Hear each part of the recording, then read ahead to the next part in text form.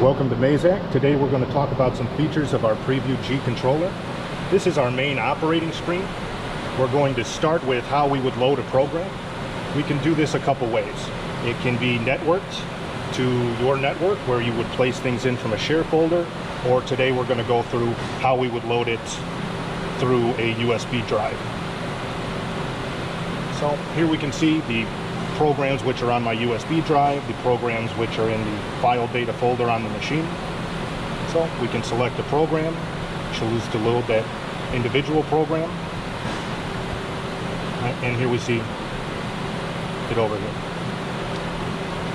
Come back to our main screen, select file. Now if you were networked, you would see a separate folder here that would say server. So your operator would have the option to select things off the server, or at any point he can choose things off a USB. So here we can see the program we loaded. We select it, and we'll now load this program into the foreground. We also have the option of using the scheduler, which is on the controller. So at any point you could set this into a scheduler. Here we see, and select it, hit add, say that it's the first job we want to cut. It'll pull this screen up and we can choose how many times we would like it to cut it. So we can say 3.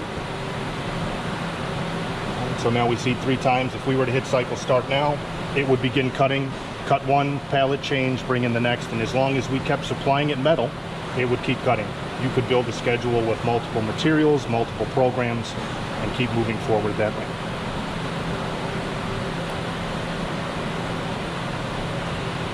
So we can also look at the options of editing a schedule or a program.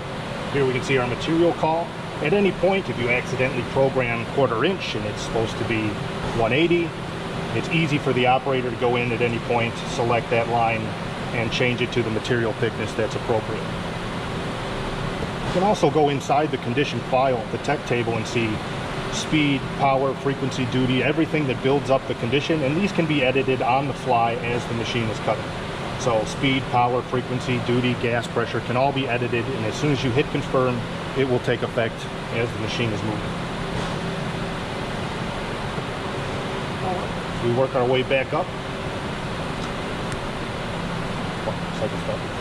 Right. We could hit cycle start now from our operating screen and we would see it begin to cut the program. Working through some of the other features of the controller, under setup here we can see what's on and what's not. We also have the option of looking at the maintenance manual, which is a good feature for the operator, because if he needs to look at an alarm list, the parts list, the maintenance manual, everything, it's right on the controller where he has access to it. So if there's an alarm, he can look and research any alarm that pops up without having to go somewhere else or look in a book. We'll move to tool data. Under our tool data screen, we keep track of our protection window, how many hours of usage, the dirt level on that window, and the machine is constantly monitoring the temperature of that window. So if we start to get debris on there, it'll monitor it and tell you that you need to clean it.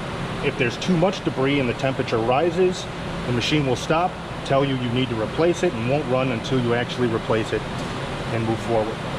We keep track of the nozzles, how many times it's been used, that specific call. You can also have the option of either in the software or on the machine telling it to every 200 pierces or whatever number you choose to come back, do a clean and a calibration, and the machine will automatically do that so that it keeps the nozzle in good working order.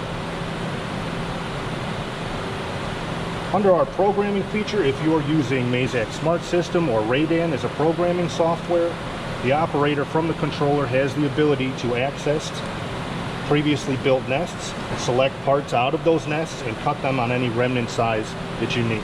So if you have a couple of drops or a couple of parts that somehow got lost down the production line, he can come in without going back to the programmer, select those parts, select the size of the remnant, and nest them right from the controller. Working our way back up, under maintenance, we can go under maintenance, and this will give the operator a startup inspection, 13 key things that he should check before he starts his shift.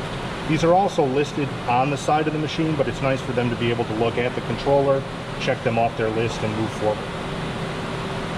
We also have the option of Data Guard, and what Data Guard does is it allows us to assign different operators different ranks. So perhaps we want to give 2 of my key operators or shift leads access to everything on the controller, but then I have other operators that may work different shifts or in different capacities, and we can limit them to perhaps only starting and stopping programs, perhaps only changing certain aspects. So it's nice to be able to give certain people certain ranks, so not everybody has access to all aspects of the controller. So these are some of the key features of the Preview G controller. Welcome to Mazak. I'm going to talk about the key features of the MCT2 torch. So here we see the MCT2 torch. It's ready with a quick nozzle change.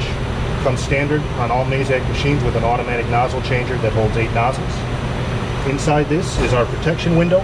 Now the protection window is constantly monitored by the machine. We hit 2 buttons on the controller.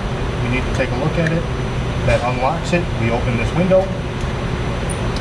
And here we can pull that cartridge out so you can see it.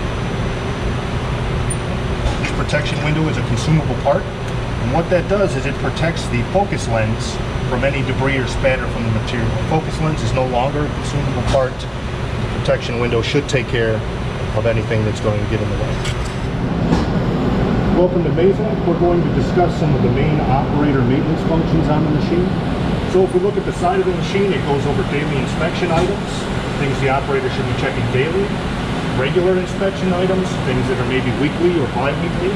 It also gives references to where sensors are located in key areas, and also references to your maintenance manual so they can look at those parts specifically if they need to. Over here we see our bank of air filters that filtrate the air coming into the machine, 3rd and 4th assist gas. Down here is the lubrication pump for the optional conveyor on this machine. This lubricates the X, Y, and Z axis on the machine, so that's all done automatically and should be checked by the operator on a somewhat regular basis. Down here we see our assist gas cutting ports, air into the machine, oxygen, nitrogen, and 4th assist gas, which could be high pressure air, as the case may be.